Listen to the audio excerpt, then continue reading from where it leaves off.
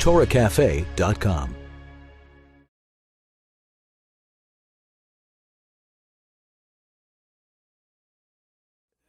One of the games that intellectuals often play, or that psychologists and psychoanalysts often play, for obviously different reasons, is the game of word association.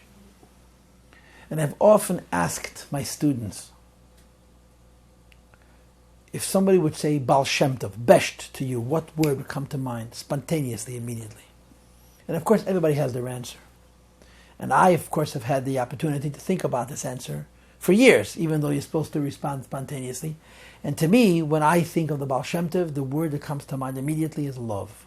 Because that's what he was all about. He just loved. He had a capacity for loving the most unlovable human being.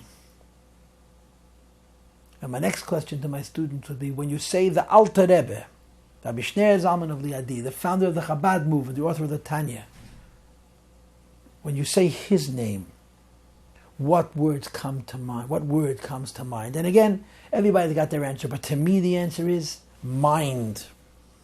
His brain was infinite. His intelligence and his intellectual integrity and his hunger for knowledge and his hunger for truth are absolutely indescribable. His whole life was the pursuit of the truth, as he could understand it intellectually and how he could live it as a Jew, faithfully and passionately. He was, of course, a disciple of the Holy Baal Shem Tov. He is the father and founder of the Chabad movement. And he's a very, very original thinker. And his contribution to the world of mysticism is inestimable.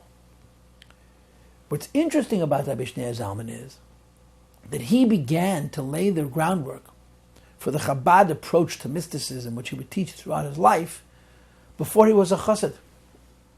He was born to Hasidic parents, he was surrounded by Hasidic teachers and influences, but everybody who knew him was warned by the Holy Baal Shem Tov to not even mention his name to this child prodigy. The Holy Baal Shem Tov did not want Rabbi Shneur Zalman to even know him, and he succeeded at that. Rabbi Shneur Zalman was to travel to the Baal Shem Tov's successor.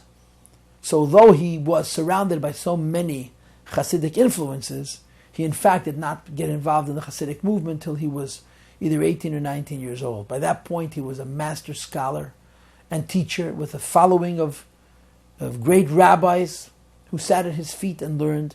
And he was also a master Kabbalist. In his youth, the Kabbalah that he favored was the Kabbalah of the Shalah of Rabbi Shai HaLevi Horowitz, who we mentioned a while back. And even in those early years, he began to teach Kabbalah with a philosophical form. What's so unusual about the writings of the Alter Rebbes that are now available and published in thousands and thousands of pages over many, many, many volumes, far more that was available as little as 25 or 30 years ago, reveal a method and a form to take Kabbalistic ideas using metaphor, using analogy, using illustrations. Most importantly, the illustration of the human body and the human being, because we believe in the idea of Nishtal Shalomehem, the human being is in the image of God. So by studying the image, we can understand the prototype. By studying the human being, you can gain insight into the higher worlds. The Alter Rebbe created a mysticism which is entirely philosophical. That means it's a body of information that enlightens mystical ideas on an entirely intellectual and philosophical level. So that a person who's a non-mystic, who's not sensitive with a greater soul, as long as he has a mind, can understand these esoteric ideas. But the Alter Rebbe went much further than simply creating a philosophical form to explain and enlighten mysticism. He actually created a unique Chassidus. Chassidus, as we all know, is an invention of the Holy Baal Shem Tov. He, in effect, was trying to provide a mystical movement for the masses and did so quite successfully, in his way. And the Alter Rebbe fine-tuned and perfected these ideas of creating a way of life, a form that will allow the ordinary person to benefit from mysticism, from the inner dimension of the Torah, even if they're not mystics themselves. But the Alter Rebbe took this to its extreme, because the Alter Rebbe would teach and say that the key to the soul is the mind. Until the Alter Rebbe, and in many other movements, this continues to this day, the key to the soul is the heart. And if you want access to your neshama, you need to ignite your heart. You need to arouse your passion. The Alter Rebbe said, no, the key to the soul is the mind.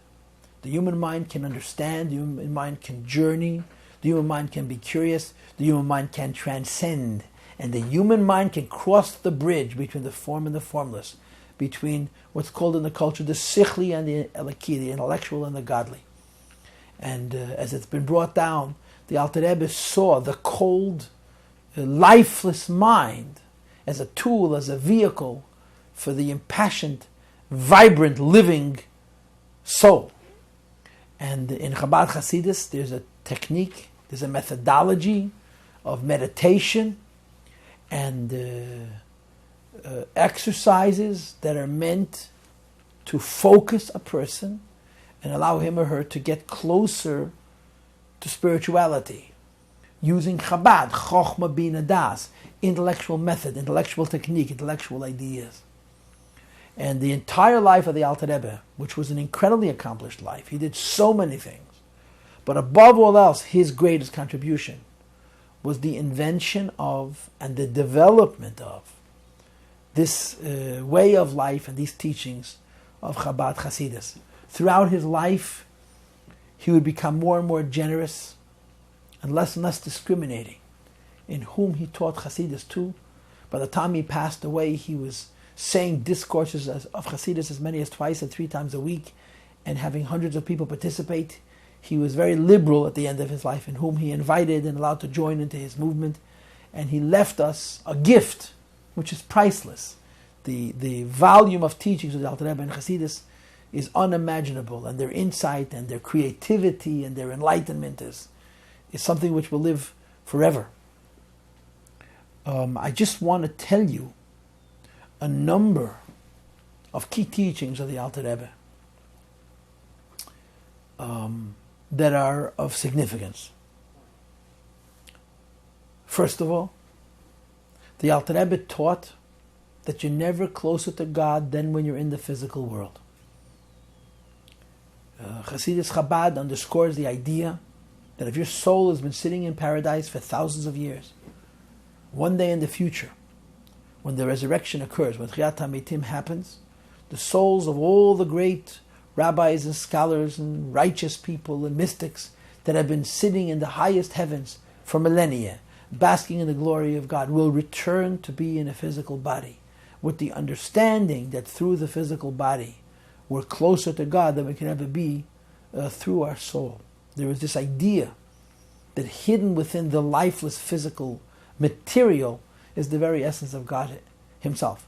The theology that underscores this is beyond the scope of this immediate conversation, but nevertheless this is how he felt, that to use classic terms, that in the ego of the physical material there is the ego of the truth of God Almighty himself, and that ultimately you're never closer to God than when you're on this physical world serving God Almighty in physical ways. Another idea that I wish to mention, which is very powerful and reflects the conflict and the integrity of the Alter Rebbe's personality, is he personally was a man of incredible integrity. His life was an obsession for truth, and everything he does should be absolutely perfect. And he fought with himself to be honest to a degree which is indescribable. But he was also a teacher and a leader. And one of the final teachings, one of the very last things he taught, was the idea that when you live in this world, what matters above all else is what you do, not how sincere you are about it, not how much you feel it. His very last written document discusses the notion of chesed she'einei shalemes, a kindness which is flawed. When a person gives charity to be honored at a dinner, when a person does a favor for another person, they should get a favor back, or that they should somehow be reciprocated. And you, as a idealistic person, as a mystic, as a scholar, as a truth seeker, are disgusted and disturbed by the pettiness, by the misplaced priority. Says Alter Rebbes, no, you're wrong. This is a world of action. And what matters above all else is that we do good deeds. Even if the good deeds lack a good spirit, the good deed is tantamount, is more important than anything else. And it's so incredibly interesting that a man who in his own personal life so sought and fought that everything he do have such integrity that he should have at the very end of his life reach such a deep understanding of what truth is, that he would understand that higher than all of the inner integrity is the outer integrity. And this, of course, is something which we can all relate to. The bottom line is that we do good deeds. The bottom line is that we help one another. The intent, the meaning, the feeling behind it is incredibly important, but less important than the action itself.